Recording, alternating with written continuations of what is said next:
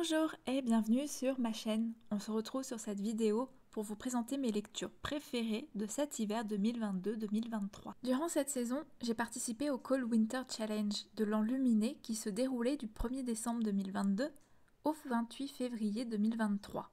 Pour en savoir plus sur la personne, sur son challenge ou encore sur ma pile à lire, n'hésitez pas à regarder en description sous la vidéo. Toutes les informations seront regroupées là. Comme pour mes vidéos de type bilan de lecture, j'ai listé toutes mes lectures faites durant la période pour affiner la sélection, en ne gardant que mes titres préférés pour le coup. Et pour éviter que cette sélection ne soit trop longue, j'ai réduit au maximum la liste pour éviter de vous présenter plus de 10 titres.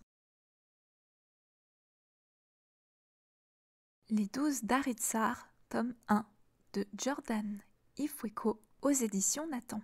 L'empereur d'Aritsar gouverne avec 11 conseillers, tous reliés entre eux par le pouvoir du rayon. Grâce au rayon, ils sont unis comme des âmes sœurs et personne ne peut tuer l'empereur, à part un de ses conseillers. La jeune Tarisai a grandi dans un palais isolé, loin de la capitale, élevée par une mère mystérieuse. Au moment de partir, sa mère l'oblige par un vœu magique à une mission tout autre. Elle devra gagner l'amitié de Dayo, puis le tuer. Tarisai ne veut pas attendre que la malédiction de sa mère s'accomplisse. Elle ne veut être l'instrument de personne.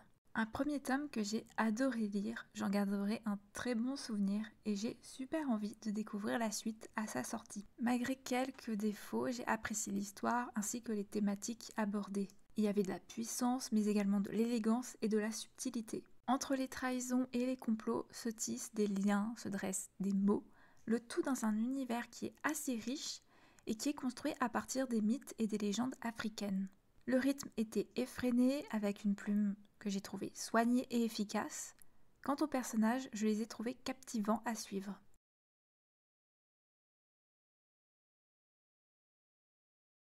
Sorceline tome 5 de Sylvia Douillet et Paola Antista aux éditions Vent d'Ouest. Sorceline vient d'entrer à l'école de cryptozoologie pour développer sa passion.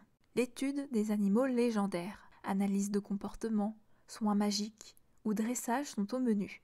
Mais les places sont chères et la compétition rude pour obtenir le précieux diplôme.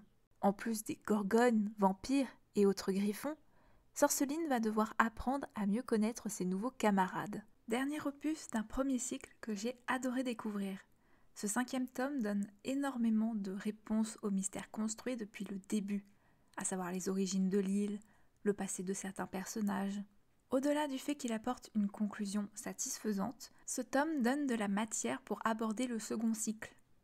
Et il s'est également étoffé le travail de Sylvia Douillet sur l'univers de Sorceline. J'ai donc été séduite par les révélations, par les scènes d'action, par cette ambiance fantastique, par le travail d'équipe fourni par les personnages. Le tout sublimé par une histoire passionnante et des illustrations que j'ai trouvées magnifiques. Eleanor N. Gray de Brittany C. Cherry aux éditions Hugo et compagnie. Eleanor et Grayson, opposés en tout point, se rencontrent au lycée, tombent amoureux et deviennent uniques l'un pour l'autre jusqu'à ce que la vie et son lot de malheurs les séparent. Plus de 10 ans après ces événements, Eleanor accepte un travail de nounou dans les beaux quartiers et s'occupe des 2 filles de Grayson. Malheureusement, le garçon qu'elle avait connu par le passé est devenu un homme froid, solitaire, détaché de tout. Je ne suis pas une grande adepte de romans contemporains ou encore de romances. Toutefois, Eleanor N. Gray est une exception. J'ai beaucoup aimé cette atmosphère entre douceur et amertume qui me rappelle Fruits Basket. J'aimais le texte que je trouve élégant avec des émotions justes, des thématiques bien exploitées. Les personnages sont très attachants et leurs interactions donnent toujours de très jolies scènes. Les messages sont pertinents et beaux. J'ai adoré cette bulle hors du temps et cette romance qui est lumineuse.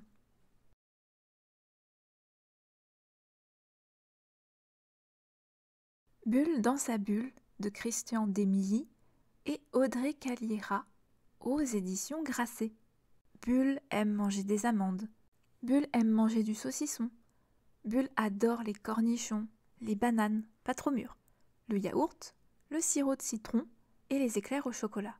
Une fois même Bulle s'est préparé un immense bol avec des amandes du saucisson, des cornichons, des bananes, pas trop mûres, du yaourt, du sirop au citron et des éclairs au chocolat. Mais bizarrement, Bulle n'a pas trouvé ça bon du tout. Bienvenue dans l'univers de Bulle. Un album jeunesse merveilleux pour toutes les personnes qui aiment le confort, les instants paisibles dans leur petit coin douillet, les activités calmes. Pour toutes les personnes qui sont discrètes, réservées, introverties, cet album est parfait. Un texte tendre et malicieux, sans jugement de valeur, un coup de crayon lumineux et doux pour réconforter. Le titre promet une ode à la vie intérieure, à l'apaisement, à la rêverie, et cet album a totalement réussi ce pari au point d'être un très gros coup de cœur pour moi pour cette fin d'année 2022.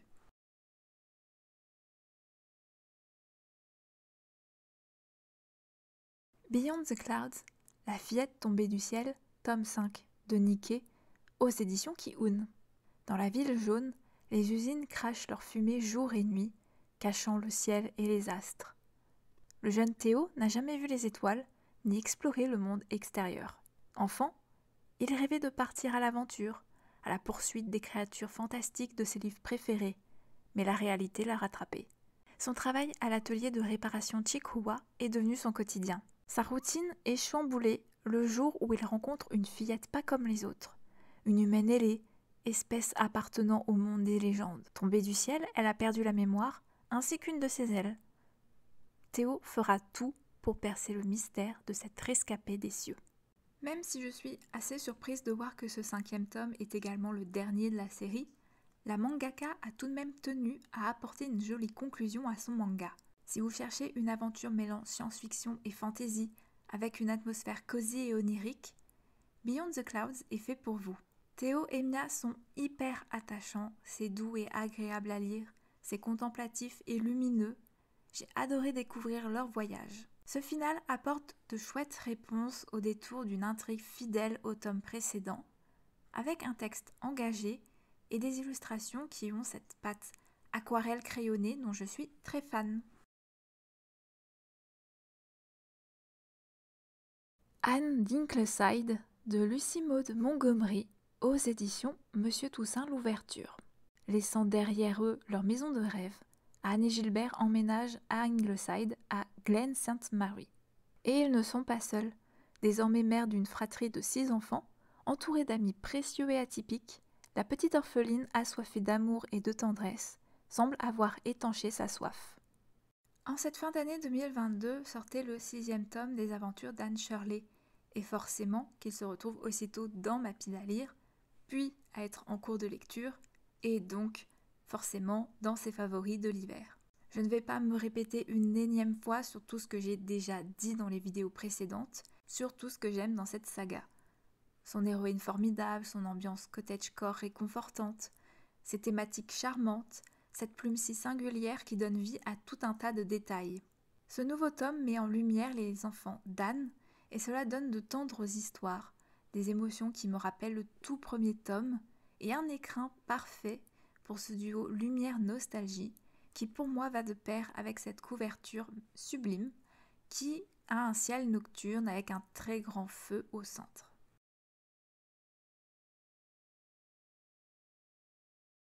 La petite collectionneuse de lumière de Lucy Fleming aux éditions Kiman.